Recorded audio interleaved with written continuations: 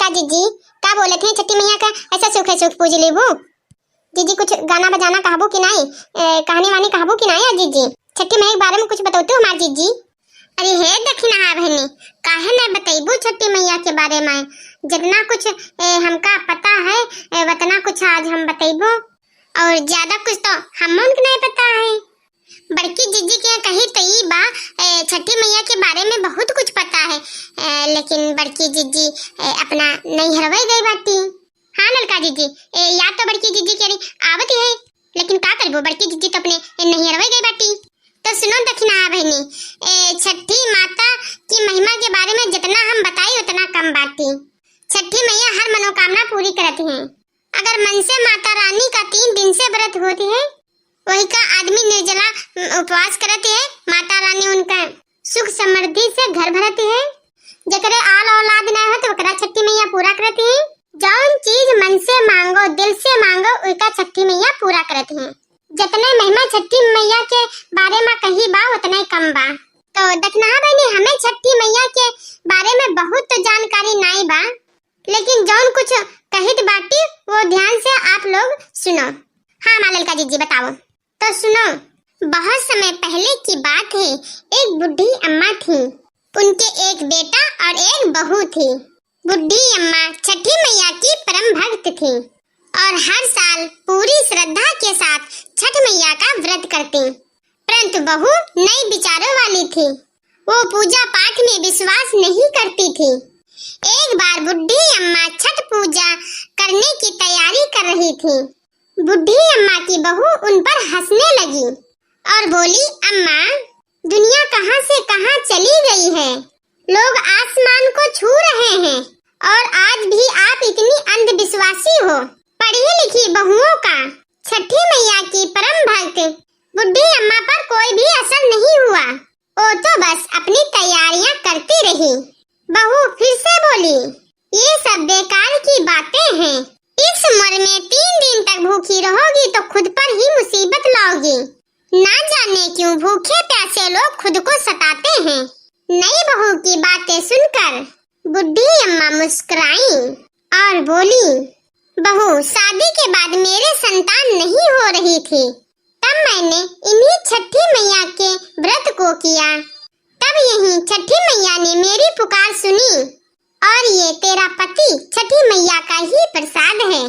तू भी इस साल छठी मैया का व्रत कर, माता रानी तेरी भी पुकार सुनेगी और तेरी गोद भी हरी हो जाएगी। मगर नए युग की नई सोच वाली बहू किसी का कहा सुनने वाली नहीं थी।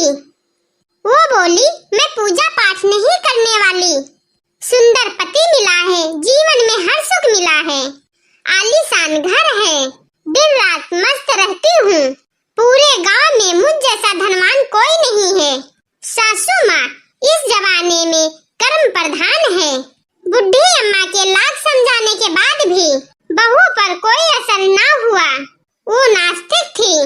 इतने में बुढ़ी अम्मा का बेटा वहाँ आया और बोला, ठीक है तुम्हें पूजा पाठ नहीं करनी तो मत करो, लेकिन तुम मेरी माँ से झगड़ो मत और जाकर तैयार हो जाओ।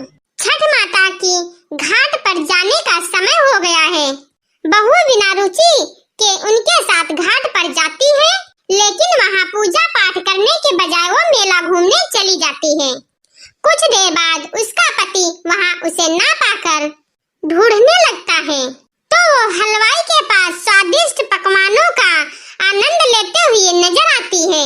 पति उसे कहता है, अरे तुम यहाँ तक आई हो, कुछ देर माँ के साथ बैठो। पत्नी झुलझुलाकर बोली, ना जी मैं पूजा पाठ में नहीं बैठने वाली, मैं तो मेला घूमूंगी, आप ही करो ये पूजा पाठ। पति वहाँ से चला जाता है और वो स्नान करने को जैसे ही डुबकी लगाता है, डुबकी लगाते ही वो डूब जाता है और जोर जोर से चीखने लगता है, लेकिन किसी को उसकी आवाज नहीं आती। जैसे ही बुढ़ी अम्मा को पता चला उसका बेटा डूब गया, वो जोर जोर से रोने लगी और छठी मैया से बोली, माँ मुझसे तेरी भक्ति में कौन सी कमी रह गई जो तूने मेरी गोद सूनी कर दी। बोलो माँ, हमसे ऐसी कौन सी भूल हो गई। हम तो घाट पर तुम्हारी पूजा करने आए थे, तुमने तो हमारी दुनिया ही उजाड़ दी। माँ, यदि मुझसे जाने अनजाने में कोई भूल हुई हो तो उसकी सजा मेरे बेटे को मत दो। ऐसा कहकर बुढ़ी अम्मा जोर जोर से रोने लगी। उधर मेले में शोर मचा कि घाट पर एक व्यक्ति डूब गया है।